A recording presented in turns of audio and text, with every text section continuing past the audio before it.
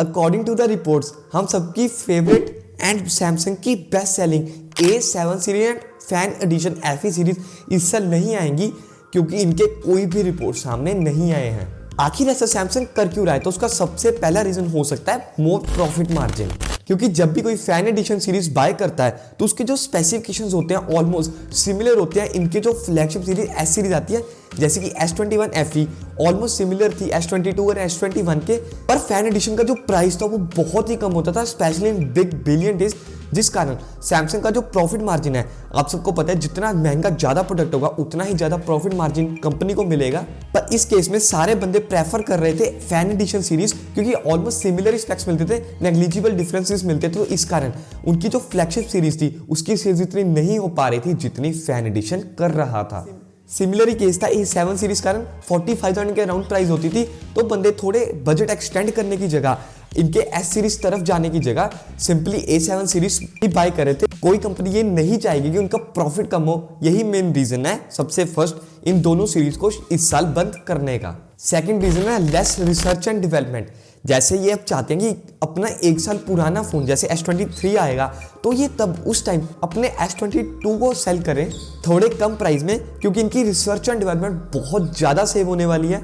आपको हर साल fan addition phone पे A7 सीरीज पे हर बार कोई रिसर्च नहीं करनी, उनके डिजाइन चेंजेस नहीं करने, आप सिंपली जो भी पुराना 1 साल फोन होगा उसी को बेच सकते हैं, जिस कारण इनका रिसर्च एंड डेवलपमेंट में बहुत ज्यादा रिसोर्सेज सेव होने वाले हैं। आप सबको तो पता ही होगा बेस्ट चीज ढूंढने के लिए कितना टाइम लगता है, तो ये शायद मुझे बताने की जरूरत नहीं। तो इस कारण ही अपने resources in terms of time and money ये बहुत ज्यादा सेव कर लेंगे अगर ये 1 साल पुराना फोन सेल करते हैं ओवर नए बनाने के लिए A7 series and fan addition series. अगला रीजन है फेसिंग क्रिटिसिज्म।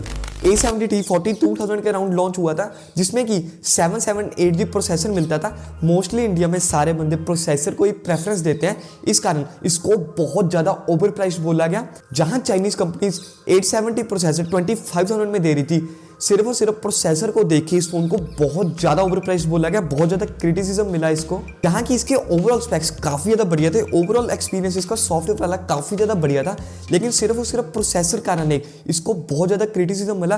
तो कोई भी कंपनी ये नहीं चाहती कि इतने सालों की रेपुटेशन वो मिट्टी में मिलाएं। ये भी मेन रीजन है कि A70 वाली जो सीरीज है उसको बंद करने का इन्होंने डिसीजन लिया है। पर मुझे लगता है काफी ज्यादा ओवरऑल फोन बढ़िया था, लेकिन जब भी कोई स्पेक्स के साथ कंपेयर किया जाए चाइनीज फोन को तो उसमें सैमसंग इतना ज्यादा नहीं कंपटीशन में रहा है, तो यही मेन रीजन है। पर आपको कभी भी क्रिटिसिज्म नहीं झेलना पड़ेगा टेक अपडेट्स के मामले में, अगर आप मेरे इस पेज को फॉलो कर लेते हैं और इंस्टाग्राम पे पेज को भी फॉलो कर लेते हैं तो। अगला रीजन है हैबिट फॉर्मेशन। आप सबको तो पता ही है कि एक बार आदत लग जाए तो छोड़नी कितनी मुश्किल है, तो यही सेम सैमसंग करना चाहता है अपने A5 सीरीज के साथ। जो भी उनकी A5 सीरीज है वो वर्ल्ड की बेस्ट सेलिंग सीरीज है, सबसे ज्यादा बिकने वाली सीरीज है। तो सैमसंग भी अपने स्ट्रेंथ्स पे ही फोकस करना चाहता है कि जो बढ़िया फोन है उन्हीं को और ज्यादा बेचा जाए। अगर फ्यूचर में कोई भी अपने फोन को अपग्रेड करने के बारे में सोचता है तो वो सिर्फ और सिर्फ सैमसंग के साथ ही जाए, क्योंकि उन्होंने बहुत ज्यादा बढ़िया एक्सपीरियंस प्रोवाइड करा था A5 सीरीज पे। तो इसी कारण ही वो आदत बनाना चाहते हैं आप सबकी कि आपको इतनी बढ़िया वैल्यू वो प्रोवाइड कर देंगे A5 सीरीज में ही कि जब भी आप अपग्रेड करना चाहोगे तो आप डेफिनेटली सैमसंग के फोन के ऊपर ही जाओगे, आपको आदत लग जाएगी सैमसंग के फोन यूज करने में। अगर ये A5 सीरीज सेल करते हैं तो इनको ज्यादा इतना प्रॉफिट नहीं होगा, लेकिन प्रॉफिट गेन करने के लिए इनके पास बहुत अलग अलग तरीके हैं। जैसे ये अपने फोल्ड फ्लिप सीरीज है उसको बहुत ज्यादा सेल करने में ये लगे हुए हैं। इसके बाद जैसे मैंने आपको बताया 1 साल पुरानी S22 सीरीज को बेच सकते हैं अगर S23 आती है। यही सब रीजन है इनके प्रॉफिट को पूरा करने के लिए। तो एक बार अगर इन्होंने आदत लगा दी तो बहुत ईजी हो जाएगा सैमसंग को अपने हाई एंड फ्लैगशिप फोन्स बेचना। अगला रीजन है सॉफ्टवेयर एक्सपीरियंस। जैसे घर को अंदर और बाहर से दोनों से ही खूबसूरत होना पड़ेगा, अगर इसको एक ओवरऑल बढ़िया घर बताना है, वैसे ही एक फोन को ओवरऑल बढ़िया बनने के लिए दोनों हार्डवेयर एंड सॉफ्टवेयर एक्सीलेंट होने चाहिए। इसी साल सैमसंग ने 4 साल के मेजर अपडेट्स का भी प्रॉमिस करा है, जिसको फुलफिल करना इतने सारे फोन्स पे बहुत ज़्यादा प्रैक्टिकली इम्पॉसिबल है। आप सबको पता है सैमसंग के फोन्स हर रेंज में आते हैं 10,000 से लेके 1 लाख तक।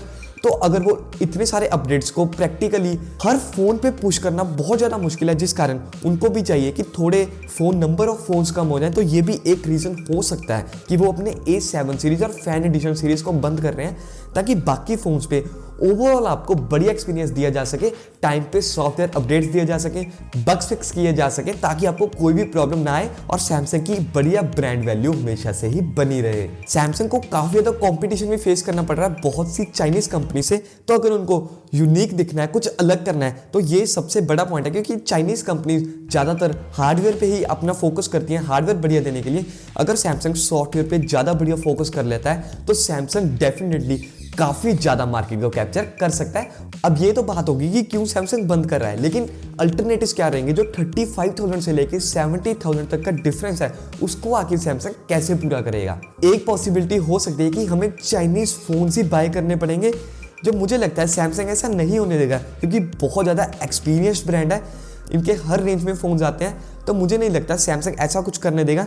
या तो ये क्या कर सकते हैं, पिछले साल वाला जो फ़ोन्स हैं, जैसे S23 आएगा 40,000 के 45,000 के अराउंड, अपने S22 बेचना सेल कर दें, रिसर्च एंड डेवलपमेंट काफ़ी ज़्यादा कॉस्ट बचेगी, ये भी एक पॉसिबिलिटी हो सकती है। या फिर अपने A5 सीरीज जो A53 आते हैं उनका शायद प्राइस बढ़ा दें, लेकिन मुझे नहीं लगता सैमसंग ऐसा करेगा, क्योंकि कंपटीशन से बिल्कुल ही अलग हो जाएगी A5 सीरीज। तो सबसे ज़्यादा पॉसिबिलिटी यही लगती है कि जो पुराने साल के फ़ोन्स हैं वो ही सैमसंग बेचना शुरू कर देगा। अगर अब कंक्लूजन की बात करें तो मुझे नहीं लगता सैमसंग ये वाला जो रेंज है इसको खाली छोड़ेगा।